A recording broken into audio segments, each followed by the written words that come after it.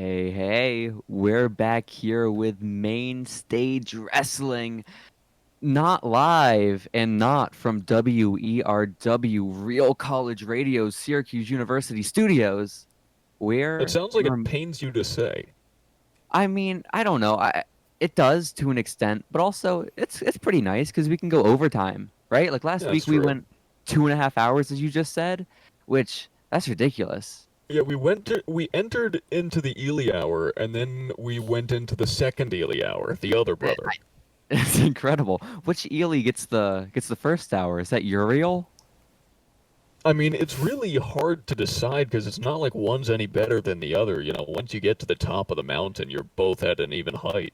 This is true. This is true. It's just I figured the one that I that, guess that we'd go reaches that. alphabetical order. So I think so. That's fair. Or we can alternate every other week. I think that might that's also be a true. fair way to go about it. How about But next week instead of the Ely hour, we go into the Johnson hour. I don't I don't want the Johnson hour because I feel like the Johnson hour would have to be the third hour, which is just it's too much. I don't. Tiger, you're the one editing these things. Well, I went to the Ely hour trying to edit this thing, so You did. You did. How did that work, by Well, the the way? Ely hour is a blessed zone, so I'm This is true. I'm trying to make you guys look good by deleting all the awkward silences. Listen to the And whole 2.5 hours back. But did you actually do that and edit that everything? bodes well for our I did. viewers. Went through it twice trying to edit everything. And if you notice, That is once it's uploaded, it's not 2.5 hours. It's only 2 hours and 15 or 14 minutes. So We we were were wow. so silent for 6 minutes. if my math is correct, we are silent for like 15 minutes. So there you go. Yes. Huh. Well, that's the high quality content you can expect out of us guys. So, but I That's guess right, let's just get a in. show so good that not even the host can make it through all of it. Nah, I mean, but what show should a host be able to make it through? Like, I feel like there has to be a real problem if someone can sit back and listen to 2.5 hours of their own content without, like, at least cringing, right? Oh no, I cringed through the entire thing, but I try to make it Okay, through. okay, that's fair. I That's did I fair. did fulfill your request. Oh, thank you. So now everyone knows that I look like the man in the yellow hat. Yeah. I am a bit disappointed though, Sam, because we're on Discord right now, and I see you still haven't updated your profile picture.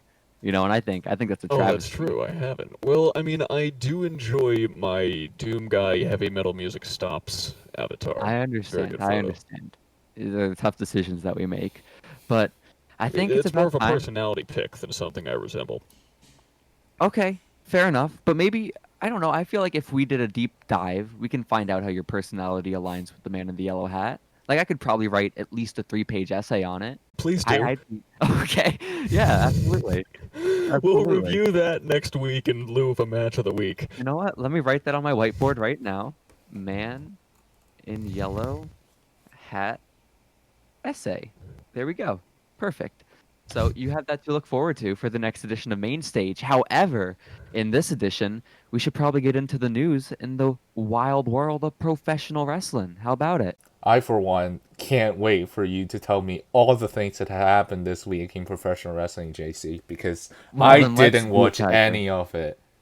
Okay. Well, I feel like that's a theme every week on this show. I watch all like the 15 hours, and then you guys you'll watch some YouTube clips.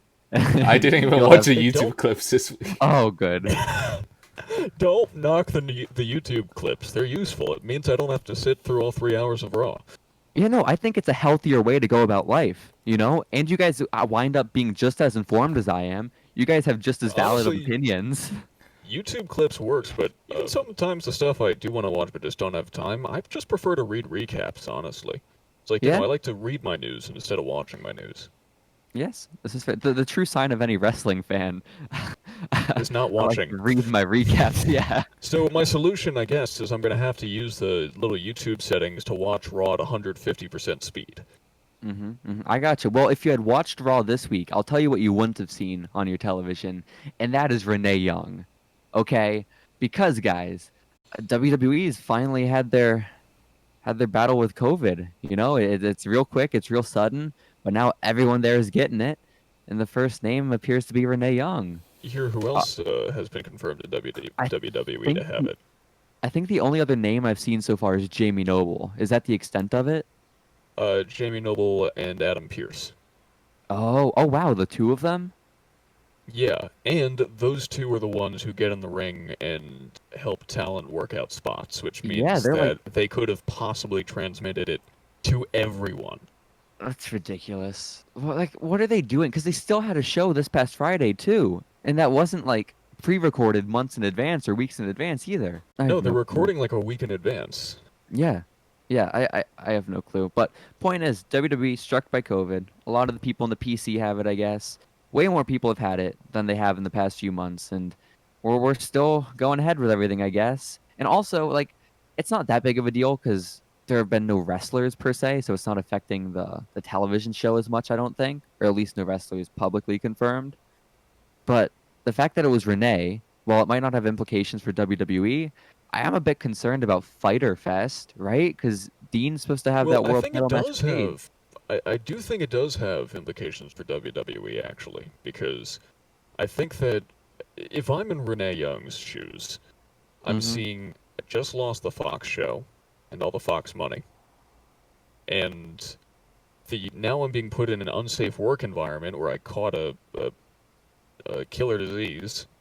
Mm-hmm. Uh, I, in doing so, I was following the wishes of the company, who I don't know if you saw. Apparently, Kevin Dunn did insist that people in the crowd did not have masks on during the tapings. Yeah. But So like, this is with no show and an unsafe working environment. This may be as close as Renee gets to taking her talents elsewhere. I mean, I guess so. But also, it's not like because I get the argument that even though all the talent is technically allowed to not be there if they don't want to be there, right? Like because they're worried for their own safety, it's still pretty corruptible in the sense that clearly you're going to lose your spot. Clearly you're going to fall out of favor. You're not going to be on TV, all that sort of stuff, right? So there's a lot more that goes Yeah, into it. But with That's Renee, I feel like it's a very different scenario because she's their number one broadcaster, right? Like she is their person. oh And she yeah, wasn't in this prominent role on Raw or SmackDown in a while, right? Like she only shows up maybe once every couple months. And so I don't know. I feel like that doesn't apply as much to her as it would say like an Apollo Crews, right? I mean that's what happened to Roman, right? Yeah, yeah, and like I don't think when Roman comes back he's gonna be struggling. So I don't know. I get the idea that oh like she was pressured to be there, but I don't know. I feel like she's in one of those few like out of the few people in the company, she's one of the few that probably could have decided not to show up and have been okay and felt secure in her position. But maybe not. Who knows? But what I was worried about were again those implications for Fighter Fest because Moxley has that match with Cage coming up, and I feel like if your wife has this thing, odds are you do too, right? yeah. It's proven to be extremely contagious, COVID-19 so far. And Yeah. I've heard they're trying to live on opposite sides of the house right now, and Moxley supposedly came up negative, but let's not forget that it takes 2 weeks for things to show up, and you may have asymptomatic spread, which means you may not appear to have the disease and still be able to spread it to other people. Mm-hmm. Mm-hmm. Well, who knows? A good thing we have 2 weeks until that Fighter Fest match. But I think it's also pretty cool that it could work even if he can't make it for the match, right? Because let's say he has to drop out. Everyone's going to be understanding of that. No one's going to be legitimately upset with John Moxley for it, right? But Yeah, they can still run with it in the story and be like, hey, John Moxley was too afraid to show up and fight Cage. And I think with the character that they have, it lends itself well to the story they're telling. So it's not the worst thing in the world if it does end up happening. I mean, it would suck a lot, but absolutely. they can run with it, and I think they can work on the fly. I think AEW's biggest strong suit is that they're capable of running with whatever they got. So I think Yeah, which is pretty cool. yeah, Yeah, yeah, I mean, this is what happens when you take a bunch of creative wrestling professionals and let them do whatever the hell they want. is you get good content that goes with the flow instead of being tightly scripted, and then if one thing messes up, then it throws off all plans. Yeah. And Yeah, I mean, to be fair, we saw John Moxley without a script the other week, and it was pretty rough. he cut another promo in the parking lot, and that one was pretty bad as well. Did you see that one? Did you I see that? did. Yeah, that one I was. mean, could have just been an off day. I mean, the promos he was doing in Japan were really good when he first Yeah. got unleashed from WWE. Unleashed. That's a great way to phrase it. Moxley Well, I mean, unleashed. let's be honest, he was kind of being held back. Yeah. Yeah. I mean, that's I think so. what his video would let you believe, where he breaks away from the chains. His hype package. Do you guys remember Damn. that he posted I on his don't. Twitter? I do remember. It was an awesome hype package. Wasn't he like in a jail or something? It wasn't just chains. He was escaping from like a full-on prison. Yeah, a prison, yeah. And he had barbed Mm. wire in his fist, and then like there's sirens going on in the back. So Well, speaking of He prison, carved Mox into the table on the bar with a knife. huh? Cool. Well, also in AEW, It was sick. we saw Sammy Guevara. He got suspended. Somehow that's happened between the past show we did and this one. A whole lot more has gone on with the entire. It's not the Me Too movement technically. There's a Speaking specific name out. for the wrestling community. Yeah, speaking out. And Sammy Guevara, I can't tell if he was technically part of all of that, or if it just happened to coincide. But I mean, I don't even know. I would say it's an extension. I would lump him in, even though his actions weren't as bad as the others. I would say Yeah. that it's still part of the whole thing. Because like there was a video. Sammy Guevara used to do a podcast with a local Texas wrestling network down here called Heel Face Wrestling, and it would be like, I think for a while it was a weekly show. And I guess on one of these podcast episodes he went on. It was after he had a tryout at the Performance Center, and Let's he not made a use comment. the word he used. Yeah, he made inappropriate comments, very inappropriate comments that at the time were supposed to be a joke, but it clearly was not. It didn't. It wasn't the most eloquent thing in the world. It wasn't the funniest thing in the It world. didn't age well. And now, no, Well, it and didn't no, age and well, he- but it didn't. It wasn't well when Yeah, it no, came out. it's not like it landed at the time. It was only 2016, so. And I feel like a lot of people are saying that, oh, he was so young at the time. Dude was like 22, which is still old enough not to be doing that stuff. And I love Sammy. Sammy's one of my favorite wrestlers ever, right? Like I saw him here in Texas, like become like who he is now. He's one of my favorite guys. Yeah, no, I sort of get the whole suspension, and it sort of sucks because I feel like he's one of the biggest and fastest rising stars in AEW right now. So to see it put on hold is a bit unfortunate, but it's understandable. I think they made a smart move in doing so. But I think it's also been handled really well. I really appreciate that he reached out to Sasha Banks. You know, I think that there's a lot to be said about how you handle a controversy like that, and how you handle something like that really speaks to your true nature of your character. For And sure. I think that it reflects on Sammy that he responded in the best way possible, and I feel like the suspension for however long it's going to be, I think they're going to bring him back. Yeah, I would hope so. WWE had a couple of firings as well. They let go of Jack Gallagher. They let go of I have Banks written down, and I was about to say Sasha Banks, but that's a lie. They let go of Travis Banks, and then also as well as El Ligero, which I think those are the only three as of right now. Is that right? Yeah.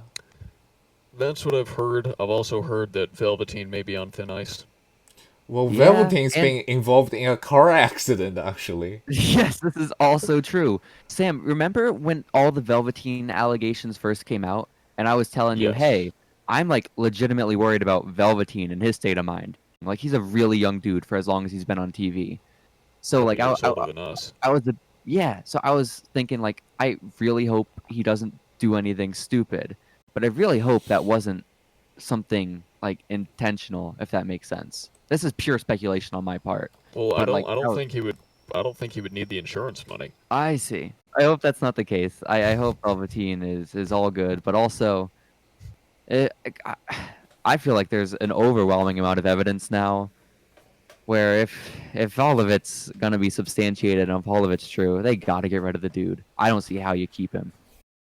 So over on the Impact side of things, we also saw a few more releases, and that of Michael Elgin, Tessa Blanchard, Dave Christ, and Joey Ryan. All four of those people for very different reasons, but still, Very different.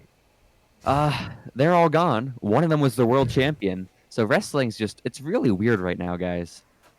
I mean, wrestling's always been really weird, but now the things behind the scenes are like even twice as weird as it normally is. Yeah, yeah, twice is very kind. You know, At it least certainly twice. I is. mean, considering wrestling in a state of status quo is at least 2 or 3 times weirder than pretty much any other entertainment medium. Yes, yes, I would agree. I guess one more that's worth mentioning too is all the Mike Quackenbush situation, Oh yeah, where a lot Chikara's. of Yeah. stuff came out about him and sort of the abusive nature of really his personality. It looked like it didn't seem as tied in directly to relationships per se, but just sort of how he treated people in general all sort of came to light, and a lot of people involved in Chikara as well. So apparently that company is no longer. And then Mike Quackenbush, like a day ago, just released a video of him crying, and it's the most absurd thing I've watched in such a long It's time. really weird. Yeah, Yeah, like I mean, I'd heard rumors about Quackenbush for a long time. Mostly I had heard about. I'd heard a little bit about verbal abuse, but I'd also heard a lot about he makes sure to own the copyrights on every single gimmick in Chikara so that, since everyone works under a mask and under the gimmick, you can't leave the mm, promotion and maintain the same level of fame. You're kind of yeah, tied to it for better or worse. But it's really sad not only because obviously people have been hurt, but because Chikara was a great promotion and very fun. And if you remember, JC, we did get to work one Chikara match in Wild Zero. They had a showcase, this is but I true. wish we had the I wish we This had the was chance to do also more. yeah, that was also the same show where I actually didn't get to do any commentary because the setup was broken when we arrived. So instead, I Right, got to ring right. the bell. So that was nice. But Well, I mean, at least you were helpful. this is true. This is true. Very helpful. Very helpful. You know, But Very I'm I helpful. I'm glad that Orange Cassidy got out when he did. Yeah, yeah. Also, I know you mentioned too, Sam, about the whole idea of copywriting all those different characters. I don't know the story, but how did Jervis get out of Chikara and maintain the Jervis Cottonbelly character? I don't know I if you don't guys. know actually, because that's a good question. I mean, he was competing. He competes with it still today. Championship Wrestling from Hollywood, etc., etc. Yeah, Maybe did he start in Chikara? Could he have had the copyright before he went to I'm Chikara? pretty sure there was actually a Jervis before the guy who plays him now. Oh yeah, So no, I you're think right. so. I have no clue how that worked. I do know there is like scorched earth between him and Quackenbush though. So I'm guessing it wasn't pretty. Also, there was something I don't between. know, but I guess he got away somehow. Much love to Jervis, though. He's great. Yeah. Was also Yes, when he is. Lindsay left, for WWE. He also said something about Quackenbush, but I can't Oh, remember. okay. I can't Gotcha. remember the details. Gotcha. But generally, not very good For sure. stuff. Yeah. Yeah. Well, what was great from a former Shikara star, I think you just mentioned him, is Orange Cassidy. He was on AEW Dynamite this week, continuing on that feud with Chris Jericho, former Le Champion, Hmm. and he started bleeding from his ear, and it was great. You know? Yeah, Well, sometimes all you gotta do is bleed. Yeah. it wasn't great because he was bleeding from his ear, but it was great that they put somebody over in a storyline with an established star. Yeah, yeah. I think the bleeding from the ear was great as well. I think the two things combined to make it especially great. But There's something about closing shows with people bleeding and standing tall, like Becky Lynch in her star yes, making moment. Hmm. blood This streaming is clearly from going to be on the exact same level. yes, obviously. They're already both on t-shirts. So, I think it's comparable. Well, yeah, the I blood think it's dripped far enough. comparable. Yeah, when blood is pouring from an orifice, it's always a good time. You know? I'm Wow. saying it eventually does make it to a T-shirt. Yes. Yes. So, I don't know. My one Physics. worry here is that this was technically the go home show for Jericho and Orange just cuz next week is Fighter Fest #1, right? Like the first part of Fighter Fest. and they're going to be fighting on the second show. So this was the last bit of TV they have before their match, and Orange came out on top, and I'm really worried this Yeah. means he's losing to Jericho, right? Yeah. Like, it makes sense for him to lose to Jericho, I guess, especially if there's interference from anyone in the inner circle. But I'd really want Cassidy to win because I feel like he hasn't won a single big match yet. Well, I mean, there's something to be said about how much he tries, but at the same time, if Orange Cassidy loses, it doesn't really hurt him, does it? He's No, pretty he's pretty invincible in that regard. yeah, but so is Jericho. I'd say Jericho's a lot more invulnerable than Orange Cassidy is at this point in his career. Are they still going to do Jericho and Mike Tyson? I don't think so. I think that was just a 1 week thing where they got to have a little brawl, and then we'll maybe bring it up in like 5 more years, you know? But I think in the meantime, I'd like it's to see it. I was actually just watching a kung fu movie which had Mike Tyson in it. Or A lot as of all fun. the Ip Man? greatest kung fu movies do. Ip Man 3. Yep. Oh, okay. Wow. I only watched that Love the scene Ip Man films. with him. That's the only part of Ip Man 3 I've ever watched. So Gotcha. Oh, the Well, I was whole I've having seen at least 3 of the 4. I mean, it's a great film series. I highly recommend it. Also, Mike Tyson's Mandarin is pretty funny. I'll check it out. gotcha. Well, you know what I think's pretty funny? Orange Cassidy. Oh wait, I that's mean, not Mike yes. Tyson. Well, yes, but Chris also, Jericho. oh, yes, but also, this card that they have for the first week of Fighter Fest, because like, You think it's funny? yeah, I think it's pretty fun. Like, it's laughable, honestly. I think some of the matches are cool. I think some of the matches will be really cool, but then I also think we have Hikaru Shida versus Penelope Ford in her first big title match. So that that's a thing. And then we also have Jake Hager versus Cody, which is a match I don't know a single person who wants to see. Yeah, that is a wrestling match. Yeah, like the rest of the matches on the card look sick, right? Like Paige and Omega versus Best Friends. I think that'll be awesome. And they had a great video package this week that got me really excited for it. I think the Best Friends are incredible. I think them having what I imagine is the main event will be really, really cool. We also got MJF and Wardlow. They're coming up against Jungle Boy and Luchasaurus.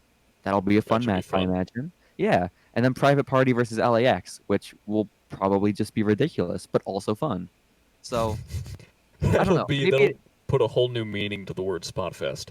yes, I think so. So maybe it's not as bad as I was giving it credit for. Like, but those two matches just seem really out of place for me. Having But Hikaru Shida, who's the knock on? Hikaru Shida or Penelope Ford? it's entirely on Penelope. You know, it and Shida to an extent, in that this is her first big title match, right? This is her first big defense on a pay-per-view-esque show. It's obviously not a pay-per-view, but it's sort of being built of that same level. And so for her to be defending against Penelope, who out of everyone on the women's division has been clearly like the least deserving or prepared of a title shot. And I mean that's like in story, right? Aside from her like quick win over Shida a couple weeks ago, I don't know. I don't think it's going to be a good match for one because Penelope's in there, and I don't really think she's the greatest wrestler in the world. But then also, like, what does this do for Shida? If she wins, okay, you beat Penelope Ford. If she loses, it's like, oh, that's what just happened. That's Well, stupid. well, a Or- Well, quick roll up sometimes is a you quick don't roll have. up, right? So, but she still got the wing over. So Sheeta needs to prove that in a prepared 1-1 situation, she And can't even more lose. so, and even more so when it comes to Penelope Ford, it's like sure, maybe you're not the most deserving person on the roster, but you got one win over the champion, and now we're gonna throw you into the fire. We're gonna see if you get burnt. Yeah. Like, I mean, that's what I have written down on my notes right here. It's like, I guess it's a sink or swim situation for Penelope, which is good, but I don't see why you do that at this point. It, And also, I totally get you guys wanting them to fight because Penelope did get the win. Like, that makes sense. But I don't think you do it on the stage of Fighter Fest. I think you can do that on just any other episode of Dynamite. I don't think it needs to be a showcase or like a big title match. I agree with you because this decision, like this thing, only makes sense in like kayfabe terms.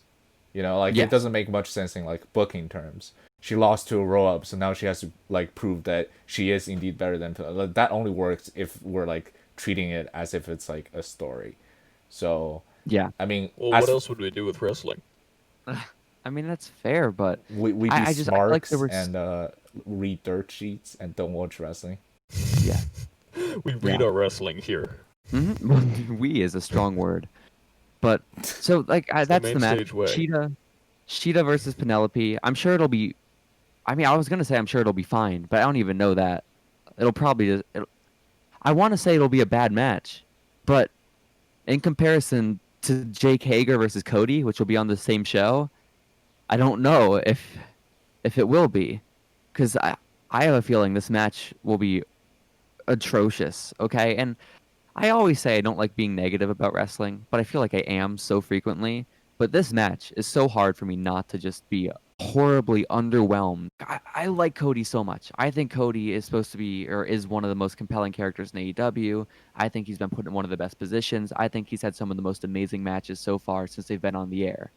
And what they've done in the past few months rather, has been really weird and only makes sense if you're making him a bad guy.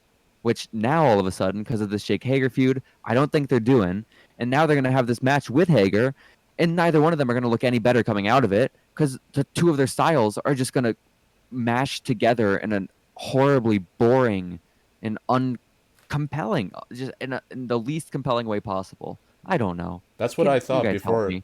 That's what I thought before I watched Cody versus Jericho. I thought Cody versus Jericho, even though both of them had very slow styles, it still worked. But Cody versus Jericho, I don't know. I went into that match with high expectations, and I think they even blew those out of the water. I don't think that's the same situation at all. Maybe your expectations are similar, but I feel like the result is not going to be the same whatsoever. Because if you're saying that Jericho and Hager are comparable in any way, I don't know if I can go with you that far. No, no, no. I'm just I saying I do style, not have high hopes stylistically. for this match. Gotcha. What was that, Sam? I I'm don't sorry. either. I said I don't Okay. have high hopes for this match either. I mean, Jake Hager, though he's shown a little bit of personality on occasion, and he does need to have that coaxed out a little bit more. Wrestling wise, he is yet to move on from his WWE habits, and maybe Yeah. if through some intensive conditioning, if he can break the conditioning, he can fulfill some potential, and I think he could be above average. But right now, no. I mean, I struggle to say like, oh, WWE habits, it's WWE's fault. Like, because sure, to an extent, and that is where I assume he learned to wrestle because I think he got signed like right out of college or something. Yeah, he So, was a college national champion, I believe, so he got but I don't signed think right out, that's kind of like Lesnar. yeah, but I don't think that's a death sentence for any wrestler. You know, I don't think that's a fair thing to say like, oh, it's WWE, because not all WWE guys are like that, right? Like you can be in that system forever and still go on to do like amazing stuff. Even No, I I mean don't know. you can go on to do amazing stuff, but let's face it, a lot of WWE guys they're conditioned to test of strength, headlock. You have four moves and a couple of kicks. Repeat the same things over and over because if you only do one or two or three, then people can actually identify them. And then, go do your finish or whatever. It's formulaic, it's not exactly exciting. And Hager I mean, even if you are amazing, even if you can move on to do incredible things outside of WWE, like I hate to say, but look at Ricochet. As soon Hmm. as he got caught up to Raw, he kind of had to follow the same formula too. And the mark of a really good wrestler in that regard is once you don't have someone telling you in your ear what to do next. Can you break that and can you go back and use what you've learned to do good things? Cody's been able to do that. Jake Hager has not yet. Yeah, that's fair. But I don't know when the premise of the TNT Championship and Cody holding it is that he's going to be going out there and defending it every week against new up and comers who are going to get the opportunity, like John Cena with his Open Challenge, right? When that's the premise, and then your first big showcase match at the next big show, which is Fyter Fest, when it's against Jake Hager, it's just why? the What if Ricky antithesis of Starks everything. comes out and attacks him, and then it's actually Cody versus Ricky Starks again? Oh, you think That he's gonna lay out the big hurt? Wow. that would only Yeah. work if Ricky Starks actually just wins. You know, like you can't do something so like surprising and drastic and not let the audience ride on that high. Yeah. So it Yeah. only that only works if Ricky Starks just wins. But then still JC's problem with you establishing a concept and not following through with it is still valid. If that's indeed happens, then Yeah. I have no clue. I don't. I think it was a dumb decision. I think the match will happen. Not many people are gonna like it, and then we'll move on, and it'll be fine. It's not gonna ruin either of their careers, but it's just underwhelming on a show that I don't. I think, or at least a match that could have been better. But who knows? Even like add someone in there, make it a triple threat, and that would have made it a bit more interesting. Because there aren't any other triple threats on Fighter Fest, so like That's why true. not? Who would you add? Ooh, Ricky that's a good Starks. question. Yeah, like someone of Ricky's stature, Probably. I'd say. Like a smaller person.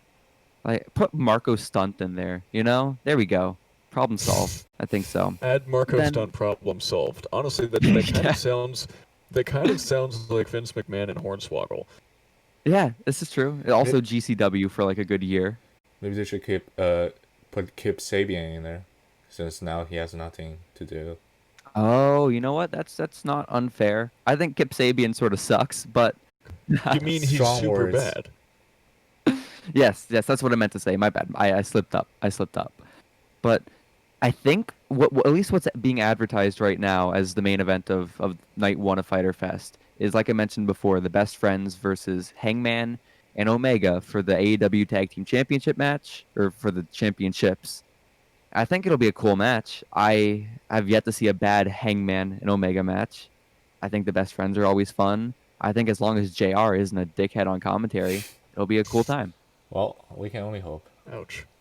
Talking about JR, Talk JC. about JR. What do you want me to say about him? Well, me and JC had a conversation about a certain segment on Raw this week. Oh I God. don't know if you know about this, Sam, but basically what happened is we watched a clip on Raw that involved Vince McMahon with his pants down, and then somebody else was there with Vince, like acting as his heavy, and they were forcing JR. They were trying to force JR to kiss Vince's ass. The Kiss My Ass Club, yes. Yep. Yes. But this then was prime.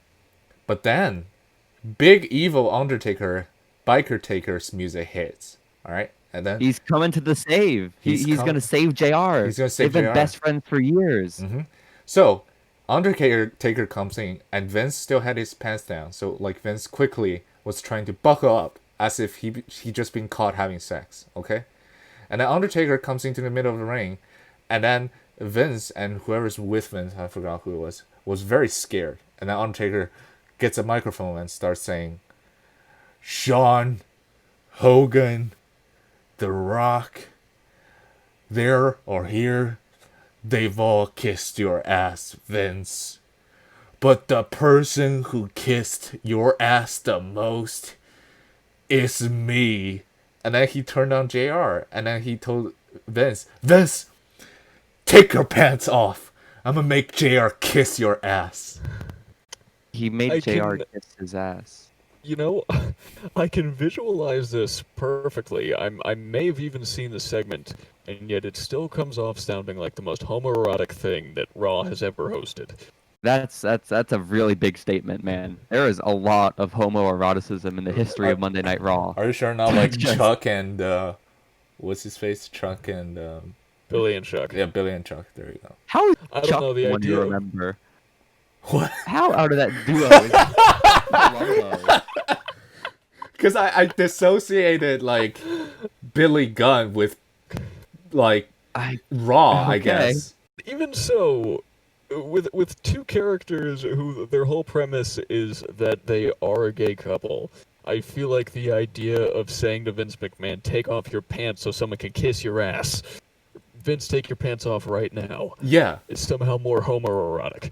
the reason that I was so into this conversation with Tiger the other day is because I had just read JR's second book, Under the Black Hat, and in it he goes through his entire career with WWE, because his first book was everything leading up to it, his second book is Yeah. everything from that point onward, and this was a huge point in JR's career of him just being like, what the fuck? I hate my life.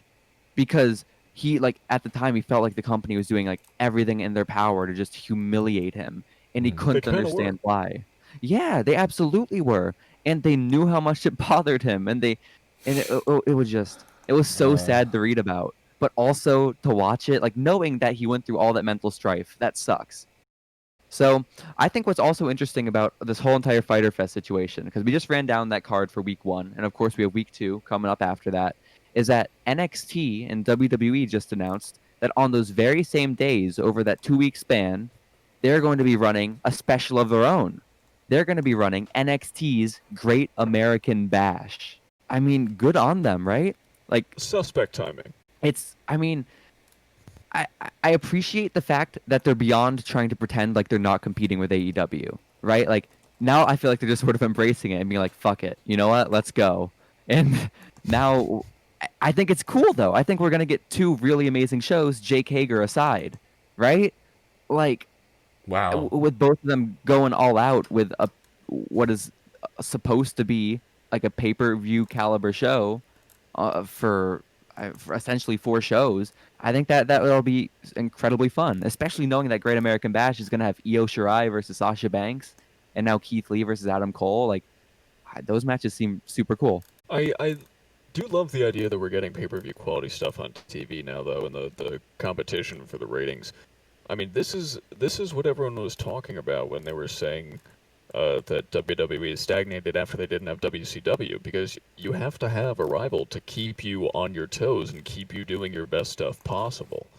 And Yeah, I hope that the competition ramps up to the point that we're getting pay-per-view quality stuff every week. That's the point of a wrestling show. yeah, I'd say so. I'd say so. So I don't know. I'm I really don't looking try forward to to it. I don't watch the YouTube clips of Raw saying, "Oh boy, I hope this is mediocre," so that it encourages me to spend $9.99 a month on the WWE network so that I can see something that's actually halfway decent. Yeah, yeah. I mean, I don't know. This is just wrestling. I don't know. It's all wrestling. Who gives a shit? I I'm think you tired, guys. you may have you may be desensitized to quality of wrestling, JC, because you watch so much shit every week. This is true. You're 100% accurate. I'm sitting here and I'm listening to Sam, and I know he's right, but at the same time, it's just I've heard it all so much, and I know my behavior isn't going to change, and so I'm just going to sit here and I'm gonna keep watching Raw and SmackDown every week, you know. Uh, And also I've on recently started my my All Japan rabbit hole, and I gotta say, it's really you should try it, JC. I All It'll help Japan. you. It will give you some. It will bring some love back into wrestling for you. This is fair, and I love watching All Japan matches, especially if they include Mike Awesome or Doug Furness. You know, those are the best All Japan matches, and I will do that from time to time. However, it's really hard to fit those in when you're dedicating 3 hours to Raw, 2 hours to SmackDown, 2 to AEW, 2 to NXT. At least that's not including any of the pay-per-views. You know, Honestly, you could watch so them in the You could easily watch them in the commercial breaks, and then be well, able to no. knock out like three matches each night. So, but let's talk about Monday Night Raw, okay? We were complaining about wrestling. Oh, good, good. That's so unique. That's such a novel conversation for us to Mm-hmm. have. Let's talk about Raw, guys. Okay? Can we do that as a group? Can we come together and talk about Raw and try to put as positive a spin as possible on it? Yeah. Okay. Challenge for this segment: positive things only. Okay. Okay, okay. Only about Raw. We Okay. can we can stop after we get through the Raw stuff, but Okay. at least insofar as this show is concerned. Mm-hmm. So, I think maybe one of the biggest things to come out of Raw this week is the fact that Dolph Ziggler was traded to the brand from SmackDown, which I I I, I guess the talents combined of Dolph Ziggler and Bobby Roode were equivalent to that of AJ Styles, which yep, that makes sense. I think it was a very smart move on both brands' behalves. Um, Well, we've and dropped now, the whole general manager of each show thing, right? It's just back. It's back to WWE controlling both shows. So a well, trade really you don't have to consider about what is fair. It's just they decided. I guess so, but that doesn't that excuse me. Yeah, that makes complete sense, and I agree 100%. My favorite moment in wrestling was when the McMahons came out at the end of 2018, and they said, no more general managers. The fans decide. And then we took over, and the show has been what we wanted ever since. Mm-hmm. And And I that's why, I cannot Ro- wait to see Dolph Ziggler on Raw and also Bobby Roode yes, on Raw. I can't wait to see Dolph Ziggler fight Drew McIntyre for the Universal Championship because Dolph Ziggler definitely should have stayed in the company after that Miz match in 2016. Please blink Yep. twice if you're not okay. So yeah, Dolph Ziggler's on No, Raw. He's honestly, gonna fight McIntyre. that 2016 match with the Miz was like the first time as a wrestling fan that I actually got like legit worked. Dude, I love that match so I much. I love went that back and match. watched it a couple weeks ago, and it's so fun. I oh, what pay per I view was that? was Was that? was it No Mercy? No, you're right. It was. It was No Mercy 2016, and it was the same night as the presidential debate, the first presidential debate between Yes. Hillary and Trump. So the main event got moved up. Yeah, it was the first match on the card. It was Dean Ambrose versus AJ versus John Cena, and that match was also awesome. Both those matches were really good. SmackDown 2016 was like the greatest run that a major wrestling show has been on since probably Attitude Era. Dude, it was so good. And like everyone always like thinks back on like when they were in high school and thinking that's like the peak of everything. But wrestling in 2016 and 2017 was the absolute peak for me. Okay? It Cuz that was. was No, when the no, I completely agree. Okay. Okay, I appreciate that. Granted we are similar in age, but it works. You're a little Yes, bit but older, so I wasn't in high school at the time. there we go. There we go. Perfect. So theory disproved. I that was right when the brand split happened again, and I loved it. I loved the idea that we were moving away from the Super Show, and it was such a fun time.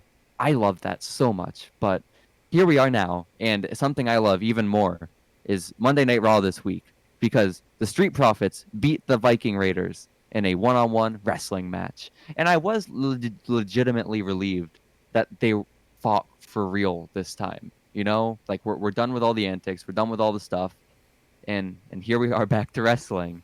And they had a decent match, and I was happy it ended in a clean way. And I'm happy that the Street Profits retained their titles. I think it was cool. I like both teams. I like Yeah. their chemistry, their camaraderie. Yeah. How about you, Tiger? How you feeling about the Street Profits? Well, Positive things only. if next week, Yes. okay, positive things only. Okay, I like them. I like them too. Uh-huh. Sam, do you like the Street I Profits? concur. I like them. I like the Okay. Street Profits. Good. Good. Good. Okay. Next up. I was Uh, okay. Never mind. No, no, no. Oh, my no bad apologies. things. No bad things. no bad things. No bad No, things. no, no, no, My no. favorite. No, My no, favorite saying, wrestler. saying no bad things is negative. Instead of no bad things, say only good thing. Only good things. It's more Only good positive things. that way. Yeah. One of the goodest things that's happened in wrestling is that Big Show has made his return to wrestling for his third time in less than 3 months. Oh And yeah. that's how Which is a returns good work. thing. Yes. We want more good. We want more Yes. Big Show. We'll do And it. what's even better is that he's gonna fight Randy Orton. And so, get ready, guys. Yes. Get Yes. ready. I love Buckle it. in. I love it. I love it. Here's a question. Here's a question for you. Uh-huh. If the knockout punch and the punt meet at the same time, Oh which shit. move is stronger? How does that happen? Is Big Show laying on the ground and he sticks his hand up that high that it like reaches Randy's face? No, Or like is like he's- Randy if- jumping? No, it into a meets punch? his boot. Oh, he's punching the foot. Yes. Yes. Yes, he punches the foot. Damn. So- This is because Big Show doesn't have the speed that Randy's foot's gonna have, but it's also like 50 times the size. Yeah, the weight will mean that it should impart about equal momentum. Huh. I think what happens is what happens when you have a shield that cannot be penetrated and a spear that can penetrate everything. You just creates a paradox, and the entire universe is doomed. Well, you know who I want to penetrate? Hey, Dominic whoa, Mysterio. hold on. Okay. Hold on. No, No, In not a that. consensual way. We're In a gonna- consensual we're way. gonna suspend you. No, We're gonna speaking suspend out, you, brother. Speaking out. God damn it. God damn it. Well, I'm a big Cut fan this. of Dominic Please cut this from Mysterio. the show. No, that's staying in. We can't lie to our audience about who we are. This is true. Who I we don't. are? Excuse me. Yeah, I speak for all of you, okay? All of us here on the show want to make love with Dominic Mysterio. Am I wrong? Speak for you. yourself. Thank you. So Dominic is back on Raw. He's hanging out with his dad, and they're taking on Seth and his buddies. And I am just still waiting for the moment that Dominic turns on his father and becomes one of Seth's boys. And I cannot wait for this moment, and I am on the edge of my seat for it, and I want it to happen very soon. And I don't know where you guys lay with this. I want Dominic to be wholesome and pure, but I should also Well, clarify where I lay with this. yes, where I meant to say stand. On the opposite side of wherever you are laying. Okay, that's very With unfortunate. Dominic. Okay, well, at least you acknowledge that we are together. Okay, I appreciate that. You're not denying our passion and our love. So thank you. No, I mean, and you two can have your thing. I'll be platonic. thank you. I appreciate that. Tiger, are you joining in? Do you enjoy Dominic Mysterio on Raw? That is the question. I think the answer is I don't really care about Dominic Mysterio on Raw, unfortunately. Oh, Like, do you actually not? I don't like it if he just joins Seth. Why Yeah, not? I don't want him to join Seth. Yeah, neither do I. Like, I like Why if not? Because wrestling has built up this expectation that all good things must eventually turn bad, and I don't like that. Some good things should just stay good. I I think the issue is, Sam, that I think Dominic is okay, but only if associated with his father, and I wouldn't say that like Dominic on his own is a very good like big star that attracts money, is what I think. So if he's no longer associated with Mysterio, He's just here. He can't have built up drawing power if he just arrived. He's not had an official match yet. Okay. You can't look at him and say, well, he doesn't draw money, so I don't want him on TV. here's what I think. I don't think they're gonna put him in a prominent role. Is my issue with it. And then and when that happens, I would just rather, I don't really care. I think honestly, it would be cool to see a tag team with him and his dad for a little while. That would be But great. I think that might be good to have after the Seth feud, because I don't know how long Seth and his little minions are going to last for, right? I don't know how long the Monday Night Messiah is going to last. How would you And I justify like him going back to his dad if he turns on Seth? easily. It's so easy because they're family, right? So you can be like, oh, it's the youth and inexperience of Dominic, right? Like he's just looking for guidance. Where like his dad is so disapproving, his dad is so protective that Dominic's like fed up with it. He just wants to get in the ring, he wants to wrestle, and Seth is going to be the one to give him that opportunity. And then maybe after a while, his dad is able to convince him, like Dominic, this isn't right. This isn't you. You need to come back. And then they have a loving embrace, and then they're back together. It's like it's a father-son story. The idea that they would reunite isn't far-fetched, I don't think. Isn't Eddie his father? You know what? I didn't take that into account. That was actually that was a mistake on my part, so I apologize. But I'm glad we were able to get through that Raw, speaking only positively. We Until did the a real until good the job. I love Dominic. I think Thank Dominic you. rules. Dominic's sick. This was one of the first weeks since we've started up these remote main stage shows since we've left Syracuse and since summer has started, where we actually get to talk about NXT because we're recording this on a Saturday rather than our usual Thursday time. So I actually had time to watch it, and a good bit happened. And there were two things I wanted to talk about specifically.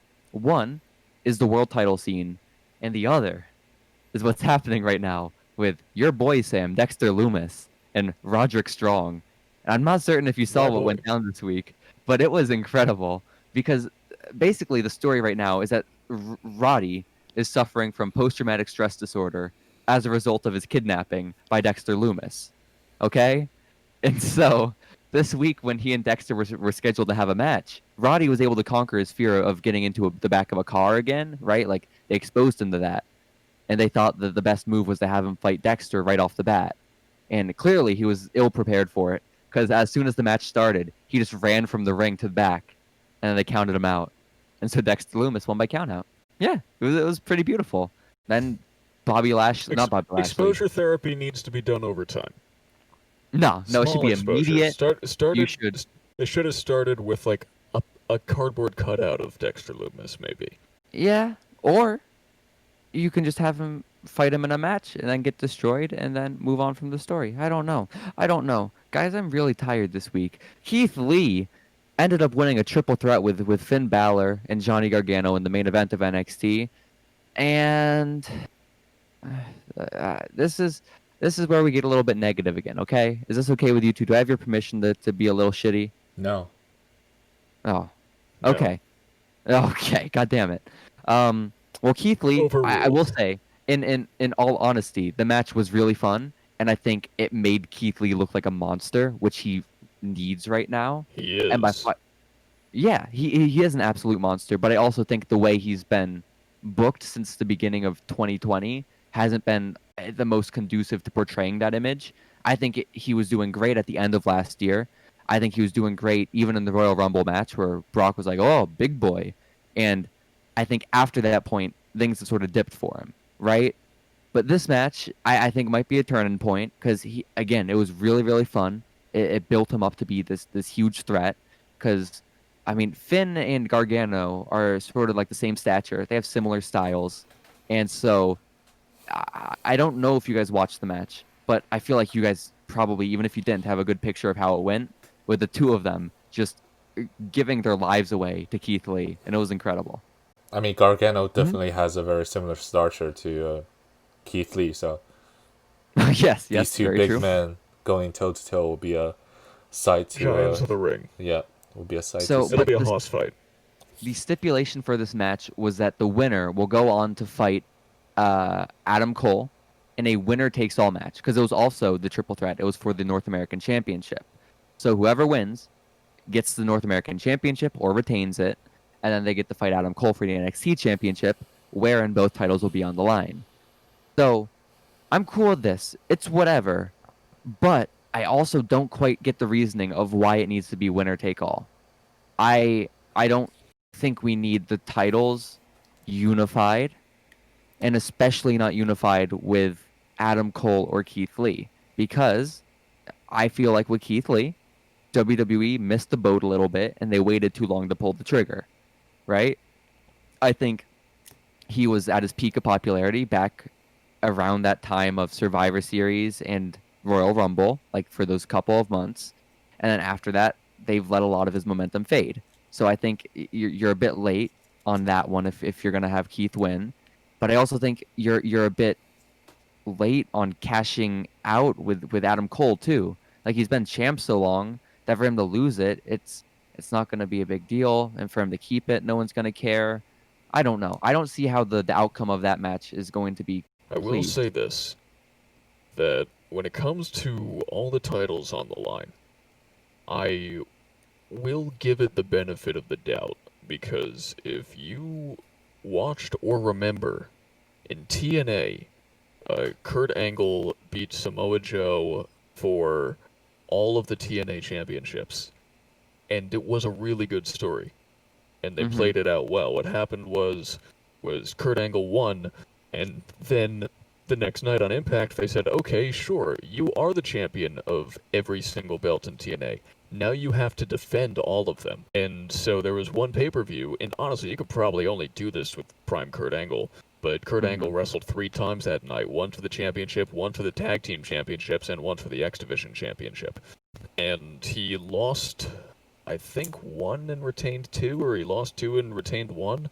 But it was actually, it went really well, and we got some great matches out of it, and it was a cool story. So I will give it the benefit of the doubt because I've seen it work before.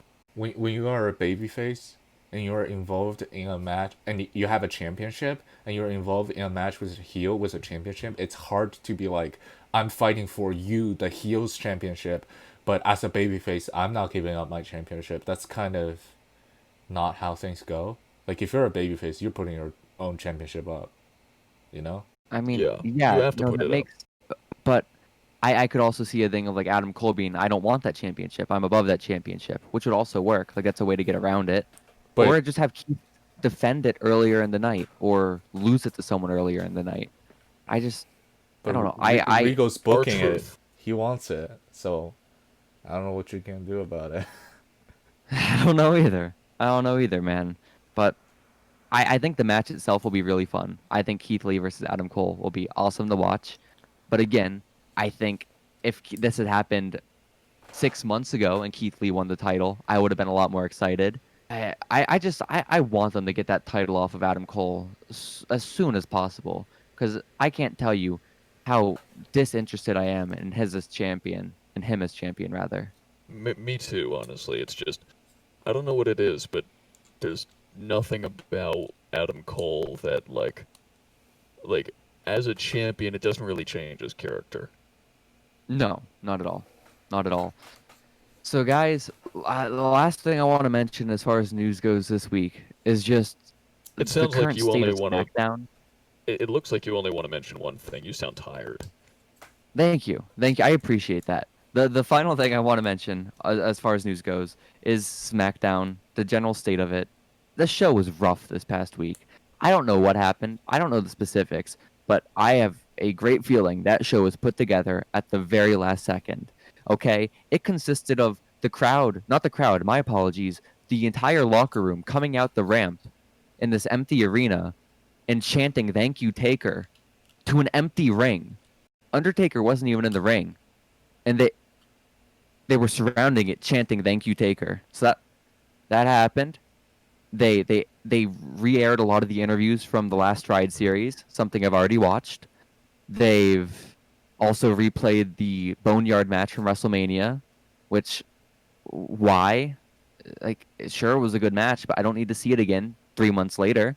Well, And they're running then out of stuff to do when no one wants to show up for work when there's I a guess killer so. virus going around and people don't want to die from a terrible disease. Well, you know what? If that's what they say, if they say, "Hey, people aren't showing up to work, so what we're gonna do is we're gonna run old footage," I will be like, "Okay, you know what? I understand that. I accept that, and cool. I think that's a good idea, WWE." But they only aired the old footage for half the show, and then they went back to the arena, and they had Jeff Hardy fight Baron Corbin for the entire remaining 2 hours, so or hour and a half. Yeah, and they ignored the fact that Sheamus was ever even part of the story. They just all of a sudden slotted Baron Corbin into Sheamus's role and also had him start insulting The Undertaker. So it just, Are you I don't, serious? They fought for I an am hour and a serious. half. They fought for Well, an I hour and a mean, half. it was the story throughout the show, like, so Oh, like so it was they, not a real match. They were just fighting around the arena.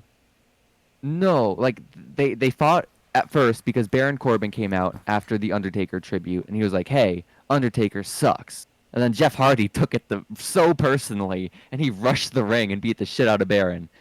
And then they had some backstage stuff where the two of them were upset with one another, and then they fought in the main event. So it was a story that went throughout the remaining hour and a half. I may have exaggerated, and I apologize for such. But What a main event! Jeff Hardy versus Baron Corbin. oh yeah, and also not to forget, the entire locker room was surrounding the ring during that match in support and solidarity with the Undertaker. So that was good. Also, at one point, Braun Strowman came out to cut a promo about Bray Wyatt, where he challenged him to a swamp match, and you could tell that What's a Braun swamp Strowman. match? That's a great question that I don't have the answer to, Sam. Um, the premise, though, is that Braun Strowman came out to the ring, and he was like, "I'm going to tell you a story about Bray Wyatt," and then he proceeds to cut a at least a 10-minute promo that he was very clearly reading off a teleprompter. Okay, because half the words involved in this story are clearly not within his vernacular, and then also the pacing and the timing on all the delivery was way off. It's not how any human speaks, especially not Braun Strowman. So it was really bad, guys. Wow. But the gist of it was, "Hey, Bray, you're scary, and I used to do your bidding, and I'm not like that anymore. But also, I really enjoyed being your slave. But What? also, I don't want to do that anymore. But I sort of enjoyed it. So how about we have a match at a swamp? Does that paint a clearer picture for you guys?" No. It sounds about as it doesn't, but it sounds about as clear as what WWE would paint. I appreciate that. Thank you very much. And Wait, so they that was couldn't even SmackDown. just be like, I didn't want to do your bidding. Fuck you. Let's feud. That's not even No, possible. no. Braun was like, I did your bidding. You convinced me you were God, but you were actually the devil. But guess what? I sort of enjoyed it. And that was like, there was never really resolution to that. He Why? never was like, but Why would now you I'm root for better. this guy then? Why would you root for someone who enjoyed being a lackey to a Murderer. I don't. Guess what? I Maybe. kinda enjoyed murdering. Joke's on you. I want to be the bad guy. uh, so that was Bro- what our Universal Champion was up to. He Braun said, also came out at the end of the show to beat up Baron Corbin after Jeff Hardy beat him in a match. So that was nice. The crowd, they not the crowd. I mean, they were technically a crowd, but the locker room sort of rushed the ring after Jeff Hardy won to celebrate with him, and part of said celebration was a lot of finishing moves delivered to Baron Corbin. "Oh, that's at So least that's cool. That's cool. I like that. yeah. I like Yeah, so the like show ended awkwardly with Braun Strowman, Matt Riddle, and Jeff Hardy celebrating with no music playing. They were just sort of like standing around, like throwing their fists in the air, and it was really weird, guys. I don't know what's happening to wrestling. Nothing good, clearly. maybe Braun No. that like promo is meant for Braun to reveal that he is in fact a Billie Eilish fan. No, because he's a bad guy. I see. That's that's very clever. That's very clever. Well, I see that it was our now. talk about this week in wrestling. Today is June the 27th of 2020. I want to go back to October of 2017, if you A two will better entertain time. me for a A bit. simpler time. I think so. A much simpler time, honestly. You know, I was what? I was freshly 17 years old. I was still living here all the time, year round. And I was driving up to Austin every couple months to watch some wrestling shows at a company called Wrestle Circus. And in October of 2017, this time period I am referencing, it is the time in which our match of the week for this week took place. So I'm guessing you two want me to take the lead with providing some background for this match that we all watched. Yes, Yeah, please go please ahead. do. Go ahead. Okay. Okay. So the match, we talked about it a little bit last week. It is between the teams of Extra Talented and Scarlet and Graves. Extra Talented consisting of Ricky Starks and Aaron Solo, right? Two sort of Texas guys, two Texas independent people at the time, against the now Rascals, Zachary Wentz and Desmond Xavier. And this match was for the Wrestle Circus Big Top Tag Team Championships, and it was at their show, Wrestle Circus Mania or something like that. It was a shitty name, but it was basically like their 1 year anniversary. So they tried to make it like their like it was supposed to be like their big yearly show, right? Does that make sense? But Yeah. the promotion didn't really last that long afterwards. Like they went away for 4 months after this show. They came back for two more shows. They went away for over a year. They came back for two more shows, and they've been dead ever since. But at the time, this was exciting. This was still part of their first run. They had all the momentum in the world. They just happened to be in a really weird transitional time as a company where they couldn't find a venue. Their home venue, 800 Congress, which is my favorite place to watch wrestling in the world. Is that the one with the brick wall? It's cool looking. Yeah. I love that place. It's right downtown Austin. The Capitol is like 2 blocks away. It's incredible. And they unfortunately raised rent for Wrestle Circus to run shows there, and so they couldn't afford it anymore. And so they had been looking around for a while, and they had tried out a couple different venues. And this was their first time at this local, like I think it was like a CrossFit gym, and it was a lot darker than any previous venue. And there was also a distinct lack of air conditioning, so that was unpleasant. But it was a really weird time in the development of Wrestle Circus, and this match was, I think, a highlight on this card during said really weird time. I don't know how you guys felt about it though. Just I guess generally, what are your guys' thoughts on Wrestle Circus and maybe this match? So my thoughts on Wrestle Circus to start off are Yeah. tons of potential. What the hell happened? Okay, this is fair. Because they had amazing talent. They had good matches, lots of promotion. You know, it seemed like they were going to become like a super indie of sorts for Texas and the general Southwest region. And then, at first, like, was it the owners had health problems or something like that? And then it turns out people weren't getting paid. And then, Yeah, so I it's guess not. before I share my thoughts on the match, if you could explain that away, Yeah, that'd be nice. definitely.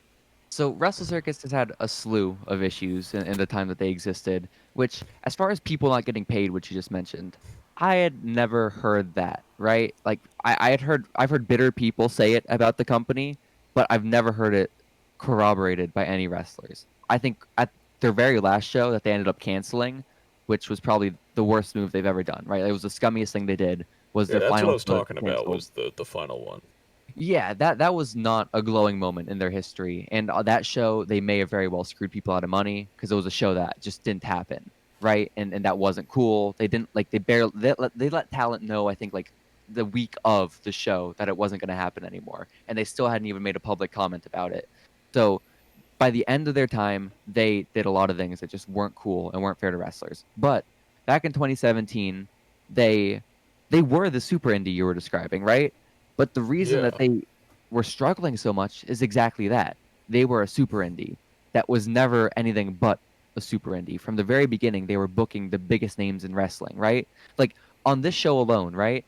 The card consisted of Sammy Guevara versus Scorpio Sky, Lance Archer versus MJF versus Jeff Cobb, Dave Chris versus Tessa Blanchard, Rockstar Spud's team versus Jervis Cottonbelly's team. You had the world's cutest tag team versus John Morrison and Taya, and then the main event was Brian Cage versus Shane Strickland, which, in my mind, that's like a stacked card. I don't know how you guys feel, No, that but that sounds like a fantastic card for 2017. I mean, now the Christ versus Blanchard match didn't age very well. yeah, so that aged quite horribly, actually. Well, At the also time, the match the was really good. world's cutest tag team didn't age well. No, did it? Oh yeah. Yeah, that was a bit Well, at unfortunate least too. it's easy to cut things out from the DVD release. Yes, yes, indeed. Wait, you're But implying that they had a DVD release? yeah, no, Wrestle Circus didn't have their shit together. They Okay. could not have released DVDs if they wanted. They did not have that infrastructure. But basically, the gist of their failing as a company, in my mind, is that they they focused on getting the biggest names they could because the owners had a lot of money, right? They have other jobs. They're very successful in their other ventures, and so they have a lot of money to spend, I guess, and they use that money to run a promotion that I don't think they ever made a profit off of. And when you're running a business and your main goal isn't necessarily to make a profit, it's not destined to last all that long, right? Mhm. So I'm honestly surprised that it lasted as long as it did, that it went from 2016 to 2019.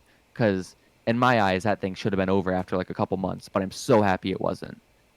And so that's the gist of it. They hired the biggest talent they could, and they tried to give them the best accommodations they could, right? Like they paid for all their travel to and from. They put them up in nice hotels. They did everything a promoter should. Not everything promoters do. I feel like most promoters don't do any of that stuff. No, they But do not.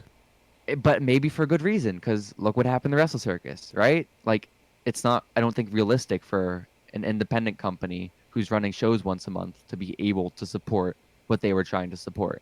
No, I mean you could Uh, easily break down the financials there. Like, so how many people would you say showed up for a Wrestle Circus show? yeah, exactly. Like it was max Like, like if 200 it's people, 300.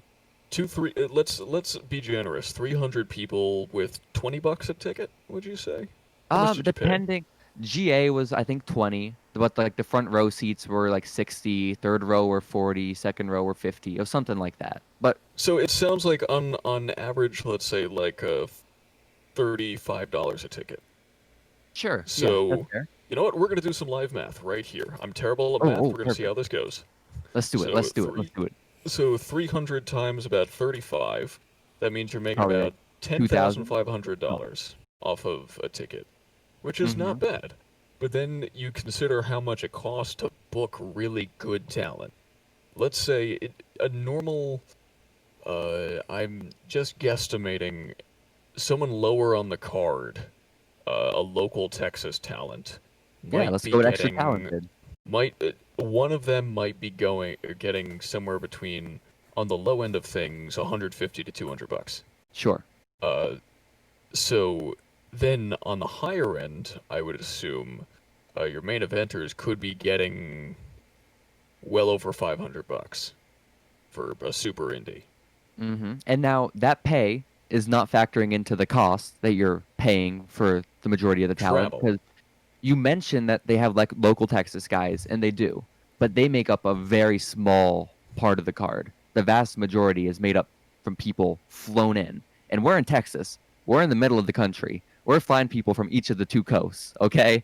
So we're getting people from New York and California, and there's no real in between. So how many people are on a card then? Would you say like there's Ooh, 20 wrestlers? I'd say more than 20. I'd go anywhere from 30 to 40, right? Okay, so Maybe let's that's a say lot. there's 35 at an average of actually right there, 35 at an average of 300 means you're breaking even. Yeah. And then you're not And taking because into account. that's what we guesstimated for the Yeah. attendance, and then that's before travel, that's before hotels, so that's before the rent of the building, that's before Hmm. commentators, that's before referees, that's before your ring announcer, that's before renting the ring, that's before renting the chairs. It's just hard to imagine they made money, is the point. And Yeah. I'm very glad I was able to witness it because I it was cool and always fun. So I love being a part of it. But it's sad that it wasn't a sustainable thing. But but this match specifically was again for their tag team championships, and Extra Talented were the current champions at the time, and they had won those titles at the event previously, where Britt Baker came out and she vacated the tag team championships. She and Adam Cole were the tag team champs at the time. Adam Cole had just gotten signed to WWE, and so she had to relinquish the titles, right? And so what happened after that is an impromptu match between Extra Talented and the team of Scorpio Sky and Kevin Condren broke out, which was just such a weird match that I remember like Condren being in his work pants, and then it was just very strange. But Extra Talented won, and everyone was so pumped because I'm not sure if you guys are too familiar with Extra Talented in general or how they came about. Essentially, Well, at one of the first Wrestle Circus shows, they were just local independent talent that were there, right? And they sort of just shoved them into the card where they could. And they ended up being like put together a few times, and then they developed the name Extra Talent Ed, right? Like they add the ED on because they're the well, extra talent. according to the play-by-play announcer who you said is Rich Pacini. Yes. According to that, it's because to him, it's because they're frequently enhancement talent on WWE shows when they come to Hmm. the local area. He made This is no also true. he made no secret that he didn't think that they were very talented because they kept losing on WWE TV on He the did. Yeah, commentary. he He didn't honestly, bring that up. he could not, he could not put over anything for his life during that match. No, no, he couldn't. To be fair, I did see Extra Talented lose to the Revival in like 5 seconds on SmackDown one time. So he's not like slanderous in his remarks per se, but also probably not the best look for Extra Talented. But the point is, they're two local Texas guys. I don't think many people knew them before Wrestle Circus, You but know, it's just being on those when shows, you're a commentator, when you're a broadcaster, your job is to build up everyone that you see to the highest level. yes, And while you can't necessarily hide the fact that maybe the name does come from the fact that they're often enhancement talent, what you're saying in that regard is you're saying that the champions of this promotion are not good enough to go more than a couple minutes with anyone in a larger promotion. it was a weird thing to bring up, and I bet if you bring it up to Rich now, like that commentator now, and are like, "Hey, what are you doing?" He's probably aware enough to be like, "Yeah, that probably wasn't the greatest thing in the world," you know. So Honestly, I he don't probably know. doesn't even remember it. No, probably not. But again, if you brought it up to him, maybe you show him video evidence. But the point is, Extra Talented started out as these two local guys. The people in the crowd, they developed this affection towards them because they just had a really cool aura. They had a really great theme song, "Father Stretch His Hands Part 3" by Kanye West. It's incredible. And Ricky Starks is an absolute star, okay? And so Oh, just was this Absolute Star. Are you perhaps absolute. referring to how Ricky Star is known as the Absolute on the indie scene? Ooh, I am indeed. Mm. I am indeed. Unintentionally so, but I am. And basically, it was a natural sort of build where over time people started really liking them, and then Wrestle Circus started giving them momentum.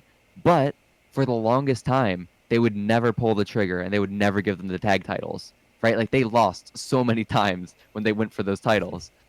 And so it was really cool that they had finally won them. And so this was their first defense, and it was against Scarlett and Graves. And what's the name? What is Scarlet and Graves? Like I didn't understand what are they At the referencing time, something? I'm not too certain. I know at the time though, Desmond Xavier and Zach Wentz had a clothing company, like a T-shirt company, and that was called Scarlet and Graves. So I'm thinking it was just sort of they were using that, but I don't know where that name comes from. Okay. You know, Yeah. yeah. But the reason I think Desmond Xavier and Zach Wentz were in this spot is because I'm not in storyline. I just mean that the reason that they were at Wrestle Circus so often is that they were really good friends with OI4K at the time, right? Ohio is for killers, and Ooh. uh, yeah, They yeah, trained together, didn't they? I think so. They're all from Ohio, I'm pretty sure, at least trained there, and so they're all buddies. And Wrestle Circus was a place that they would all like frequently work at, and so eventually Rascals became like some staples there as well. And Desmond Xavier like went on to become like one of their main event people by the end, which is really cool. As far as the match goes itself, you want me to do like a brief little rundown of how everything went? Sure. Go ahead, please. Okay, Sure. okay. I mean, So I I feel was like it's sad. mostly going to be us talking about Ricky Starks. This is true, and that's fair, and I love that. I love that so much. But I was very sad you couldn't watch the entrance because extra talented entrance is one of my favorite things. Okay, it's one of the best entrances in wrestling, and I love it, especially because of Ricky. That's And bold. It's a yes, bold assertion. one of. But when you're on the indies and you can use any music and you choose one of the best Kanye West songs, it's like it's a bit unfair. Wrestle Circus, by the way, was the first wrestling promotion on Twitch, which I think is worth noting as Ooh. well. Okay. Not related to the That's match, true. but I do know important that. context. So the match started off with all four members of the match in the ring, and they begin doing a little pose down with the referee, where this referee, his name was Sweet Cheeks, and the fans were quite fond of him for his large posterior, okay? And they would frequently make it known. And so the wrestlers, I believe it was Scarlett and Graves, were having Sweet Cheeks bend over, and the crowd was applauding. Then Ricky Starks tried bending over, and the crowd was not having any of it, and they booed the shit out of him. And then Sweet Cheeks bent over again, and they loved it. And then the match was over. And then they came out, and then they wrestled. And the match started off with Desmond, or no, sorry, I'm sorry. It started out with Ricky and Wentz, and it was like a really cool sequence that was way smoother than I expected it to be at the time, just because I didn't know Ricky could do that sort of style of wrestling. I hadn't seen that much from him. Hmm. And so it was really cool. It was really smooth, and I thought it was awesome. Eventually, Desmond Xavier came in, Solo was in, and I realized that Desmond Xavier is one of the few people in wrestling who has that sort of control of their body and movement, like Rey Fenix and Rey Mysterio. Like, I I don't get how they exist physically and how they are real people. It doesn't make sense to me. I would put Pac on that list as well. Oh my God, absolutely. Pac definitely belongs in there. Maybe Uh, maybe the highest on that list, honestly. yeah. Well, above Ray even? Well, just because, and I've always said this, my favorite thing about Pac is that the way he moves, there's such a crispness to it. Yeah. Well, He's okay. able to pull off incredible twisty, flippy maneuvers, and yet somehow it looks stiff, like a good stiff forearm, you know? Yeah. I think that's fair. I think if he can maintain that into his mid 40s, then we have an argument. But in the meantime, Ray's my guy. In the meantime, yeah. In the meantime, yes. And so I No, don't also know who. you can't dispute the fact that Rey Mysterio changed the game. He was the first to really do all of this sort of thing. So, that's Absolutely. it's an unfair comparison in that regard. I'm just talking purely about body movement. For sure. And then next up in the match, I think one of the most notable spots was that Ricky Starks, he grabbed hold of the arm of Zachary Wentz and he made his way to the top turnbuckle and he went old This was the school. best part of the match. This is the Hmm. best part of the Okay. match. I wasn't sure if you two had seen this before, but it's basically where Ricky just struts along the top rope, holding the hand of his opponent.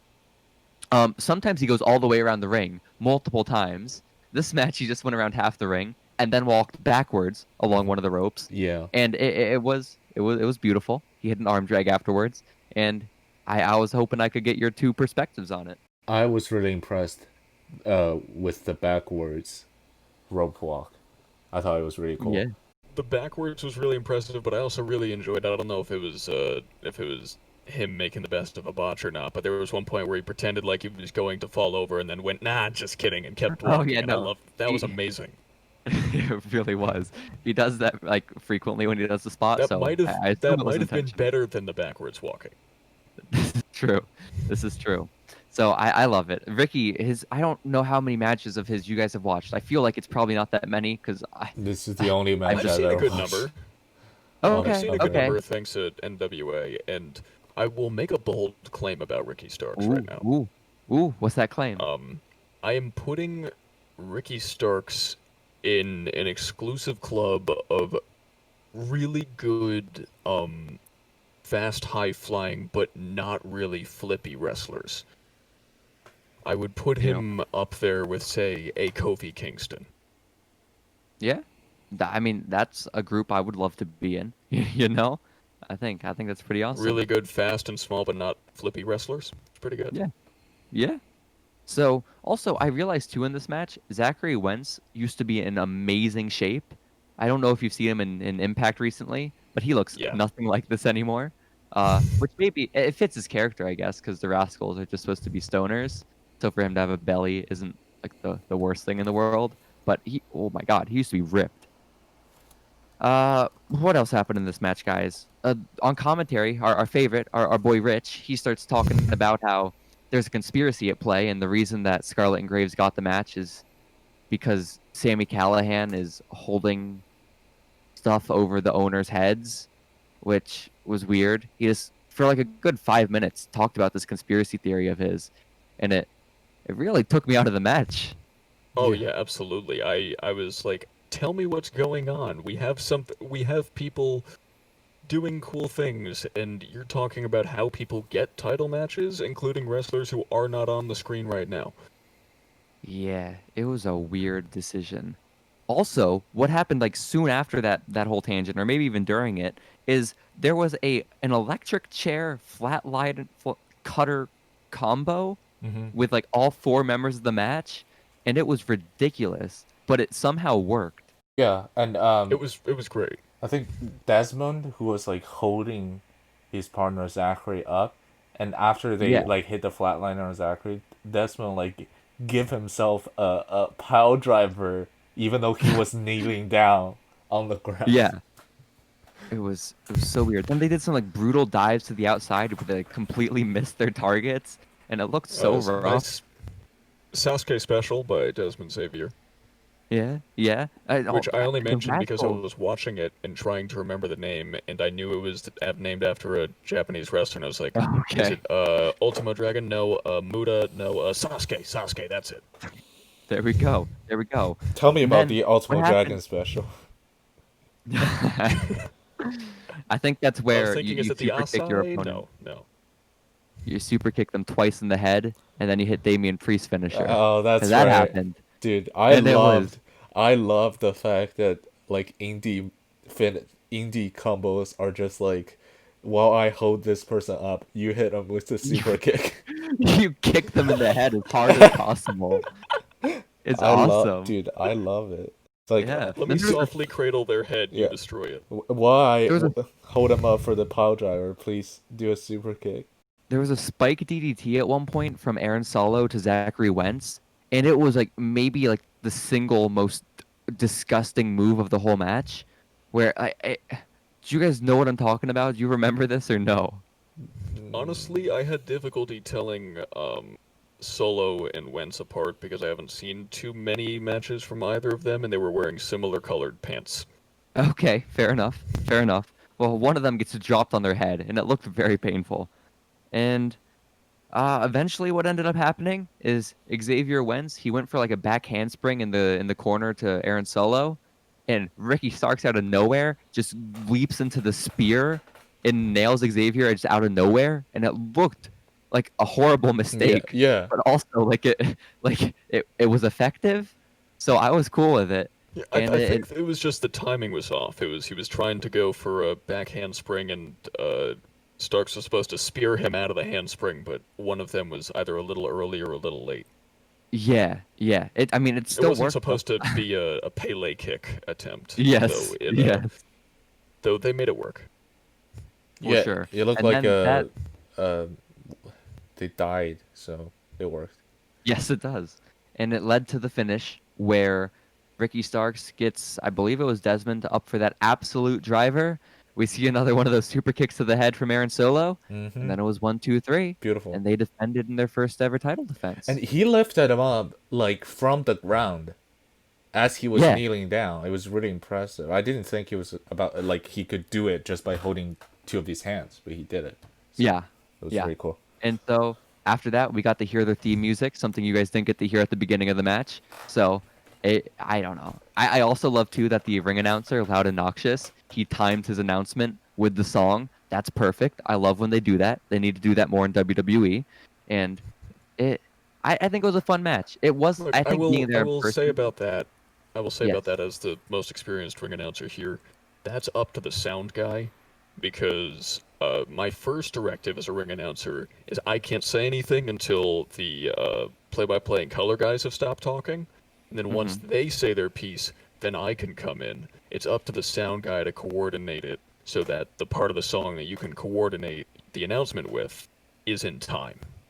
I gotcha. Yeah, that makes sense. That makes sense. I can see also how, like, on an indie level, that would be a lot more difficult, but they pulled it off. So, and like WWE, if they want to coordinate that, they absolutely could, right? Oh Like yeah, they've got any earpieces company. and stuff. Yeah, If they can yeah. coordinate Ronda Rousey hitting the ring post, and they can coordinate this. What happened? The ring post glitched out when with the LEDs when Ronda Rousey got thrown into it. Pretty Oh, cool. oh, that's right. That happens like every time someone gets thrown into it now, though. It's Oh, Yeah, ridiculous. it's You can great. just bump It's great. into it and then it flashes. Well, It's LEDs absurd. are fragile. I mean, okay, I guess so. Well, they And got to send repairmen out in between the matches in order to fix it. yeah, yeah, I think that's what the show should be. They should include that in the program just to spice it up. I mean, The match, I wish in the video games, if you throw something into the ring post would flash. well, there we go. I would appreciate actually those little bits of behind the scenes stuff. Like, do you remember which pay per view was it? Was it Great Balls of Fire where Roman Reigns and Braun Strowman crashed and they just sent out Kurt Hawkins and Heath Slater to have a match to try to distract everyone from it? I Oh have yeah, the and faintest memory. that match finished with a top rope burning hammer. I don't know if you guys remember, Yeah, that but it was confirmed by Kurt Hawkins on Twitter. I really enjoyed that touch. Like, oh crap, there's just been a massive accident. Quick, send two people who aren't booked out to have a match, just so we can distract them from whatever's going on. I really like that kind of storytelling. I wouldn't mind, like, if someone gets thrown into a ring post, you gotta have someone cut a promo to distract from the fact that now the ring post has to get fixed. I felt though that this match was very fun. I think my being there live made it a lot more exciting than it was watching it back on video, but I think that's the nature for most live wrestling. Also, I With, like, wish, live music, too, it's always better when you're there than when you're watching it through a screen. yeah, yeah, this is fair. I think though that I wish I could have shown you their match, Extra Talented's match with Roppongi Vice instead, but it's not on YouTube. But that happened like 2 or 3 months prior to this one, and it was insane. I love that. But how did you guys Can feel only about the match? imagine. I thought it was a solid indie tag team match. I mean, you see the same kind of thing a lot when you're in indie wrestling, but that doesn't mean, you see it a lot because it's a good thing. So, I mean, as a casual observer, just watching it on video and not in person, I'm like, this is, it's pretty good. It's got my attention. It held my attention the entire time. Um, I don't know if I would have sought it out as a match of the week per se, but I enjoyed it. It was good. Well, how about you, Tiger? well, I was just surprised that Ricky Starks wasn't in PWG more, or was he in PWG at all? I don't Don't think think he ever so. was. Yeah, I was surprised because he seemed like a dude that would be like like a favorite Yeah, from the indies. I don't know why he didn't get more opportunities like that. I think a lot of it might be down to just like his location, because like he's from New Orleans and then he's lived in Texas, right? And I think that's a bit harder to sort of break out of than a lot of places like on the East Coast or West Coast, because there are so few promotions here, right? Like Wrestle Circus was our one. That was our promotion. And our only one that we've had like of any major stature. in the last how many years? And so I I really think it is just down to demographics. I It's say that. entirely possible. I'll give you that. I say that, but Sammy Guevara made it the PWG, so who knows? Who It knows, could guys? also be a But personal preference. yeah. Like, actually, I before we start wrapping things up, we did forget one piece of news I do want to share. Oh boy. That you probably would have flown under your radar, but it's important to me because my good friend, and maybe closest friend in the wrestling business, Saeed Al-Sabah, has officially signed with MLW. Cool. Hey, There you go. is He's this joining who the is? group with Jordan Oliver and those guys. I love Jordan Oliver. He was Um, CCW Wire champion. is Was he that little booked for Wild kid? Zero Like show. the Yeah. okay, I actually know who he is. Okay, huh? Yeah, they're doing a socially woke gimmick, I believe. He's in MLW? Yep, That's so weird. Huh? everyone's in MLW right now, yet no one is in MLW. It's a Is low strange company. key? Is low key still there? Technically, yes. Okay, because I just saw low key's tweet earlier today where he said Yeah, something so about did how I don't I. want to put a mask on, and it's just so unnecessary. Even if you feel that way, why not just shut up? Like, just be quiet. Wear a Like, mask. what do you Wear your gain? damn mask, everyone. But the point is, Saif Al-Sabah signed to MLW. Great for him. Great to see him getting bigger opportunities. But like with him, I happen to know that he has been offered greater opportunities, but he has turned them down because he doesn't like the politicking, the corporate culture. Well, he's an He MLW was loyalist, well, so he was Al-Sabah was in Evolve for a cup of okay. coffee, and he was getting good opportunities in Evolve. He was poised to like possibly be promoted to upper card, but he left willingly because he didn't like the politicking. My point with Saeed, besides the shout out congratulations to him, is that it's also possible that maybe Ricky Starks got a call from PWG or something of that nature, and for whatever personal reason, maybe he turned it down. We don't know unless we talk to him. Maybe, Oh, maybe. I know next, you he's at a. heard it here first, guys. Next, main stage show, we're gonna have Ricky Starks on our show. That's right. We're gonna ask him about how he big league Super Dragon. It's gonna be great. It's gonna be perfect. So, guys, I think we can start wrapping it up here on this edition of Main Stage. I feel like this was a very, very different show compared to the past few weeks, but a show nonetheless. And we will be back, I believe, next week or probably sooner than a week, right? We should go back to doing it on Thursday. This week, Probably. just circumstances were weird, but we'll be back to normal, back to our usual schedule, back to recording, and we'll see you then. Goodbye, everybody.